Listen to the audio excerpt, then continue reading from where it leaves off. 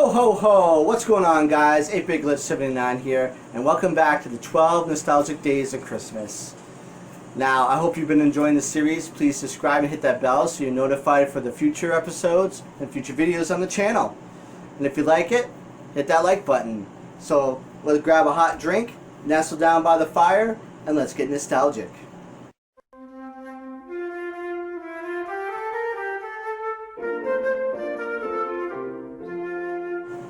Alright guys, so for this episode I picked another Sega Genesis title. That one being Quack Shot. But before we get into that, let's take it on over to Retro Mikey 78 and hear what his nostalgic game is. Yo Mikey! Yo Mikey! Yo Mike! Oh, hi 8-Bit. What you doing? Oh, you asked for a game that I'm most nostalgic for? Well, you know, it's gonna have to be a weird game that not very many people have heard of, and it started out as a PC game. It's only on one console out there, and that game for me is gonna have to be Seventh Guest. This game brought me back into gaming at a weird age. Really enjoy this game. I had almost got out of console gaming because my parents wouldn't let me have anything but an NES. It was in the early 90s when this was released. Got a PC and I love this game. It's a great, great puzzle game. Now, they do have 3 of these out. They have Seventh Guest. They have 11th Hour, the sequel. And they just released this Halloween the 13th Doll. The 3rd series, and it's a fan-made sequel to this game. Now, over my period of time, I have collected out quite a bit of stuff. Strategy guide and novel of this. I have multiple versions of 7th Guest. And I have multiple versions of 11th Hour. Strategy guides. Actual disc-based stuff. So, I'm planning on getting the 13th Doll physical version. I've got the digital right now. Been going through it since Halloween. Bit by bit. Not ready to live stream it just yet. I did do a live stream the 7th Guest though, and it was awesome. I actually went through and beat everything on this game, and I've actually never been able to do that. There was one puzzle I couldn't solve for the longest time.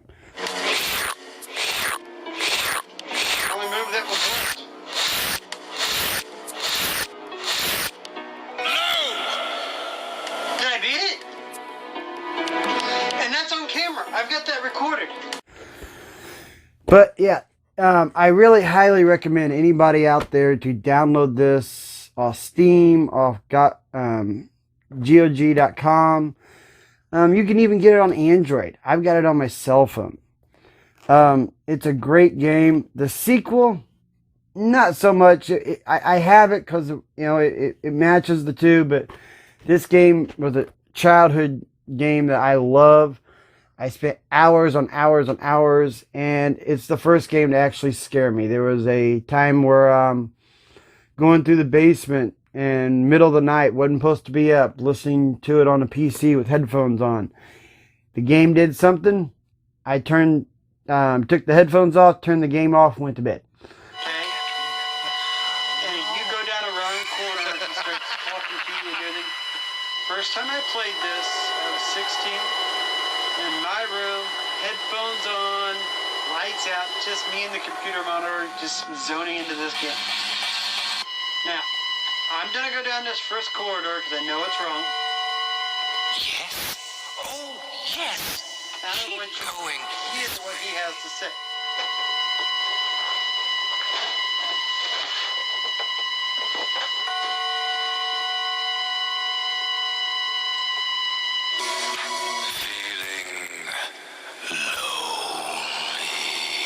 Just that spooky, creepy voice right there got me to shut this game off when I was younger. Look around the room, I'm pitch dark, like, nope, not playing this ever again. I turned this game off for quite a while after that. Couldn't play it at night like that. So, but like I said, I was about 13, 14 when I started playing this. So, it's an awesome game. I hope you guys enjoy it. thanks for inviting me on this collab, 8-Bit Glitch. And hope you guys like it. And thanks for having me here. Thanks, Mikey. That's a very cool, interesting game. I might have to check that one out. I never heard of it. So I'd like to wish you and Retro April the merriest of holidays and a Happy New Year. So for this game, Quackshot, I played this a lot with my friend that has MS, and he had this, and it was so fun that I had to go out and get my own. I remember getting it at EV Games for like $10 used. And we played a lot of this. Now this game has great graphics, soundtrack is amazing, the gameplay is fun. The gameplay is very similar to like DuckTales, because this is kind of in the same universe. I believe it might have been almost considered as a third DuckTales, but then they kind of changed it up and made it its own, with it just being Donald Duck and Quackshot. But you feel the familiarity with this with DuckTales. You don't bounce on a pogo stick, but you do have the plunger gun, which is a very unique weapon at the time. I didn't think of anything like that before. The fact that you have a map and you have to choose where you want to go, and there's some backtracking, and then the like dungeon, I guess you could say, areas where you got to find items and stuff. It's very reminiscent of that. So while playing this, it gave nostalgia just from a few years ago playing DuckTales. So it was cool to have nostalgia so early on, and now nostalgia again with it. It's like a repeat of nostalgia with this. So this is one of my favorite Disney video games of all time, I'd have to say. And if you haven't tried this, you deserve yourself a chance to try it. I highly recommend it. I don't think you'd be disappointed. It's kind of an easy game, but that's kind of a good thing. It's a nice sit back, relax, have some fun with it, and enjoy it. So that's been this episode of the 12 Nostalgic Days of Christmas. Again, I'd like to thank Ritual Mikey, and stay tuned for the next. This is 8-Bit Glitch 79, and I'm glitching out.